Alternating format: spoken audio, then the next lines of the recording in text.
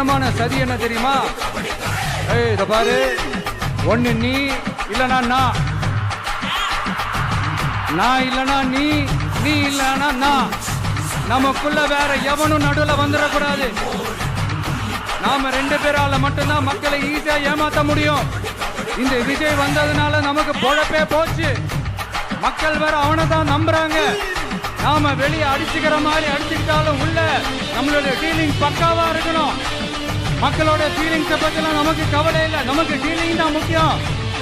மாத்தி ஆட்சிக்கு வந்துடலாம்னு நினைச்சோம், ஆனா அது நடக்காது போல் இருக்கு. அதனால நீ என்ன பண்ற? எஸ்ஓபின்னு போட்டு ஒரு பக்கம் அவனை தடுத்துரு, இன்னொரு பக்கம் அவன் மேல பழி போட்டு நானும் தடுத்துடுறேன். என்ன ஓகேவா? டீலிங் ஓகேவா? ஓவர்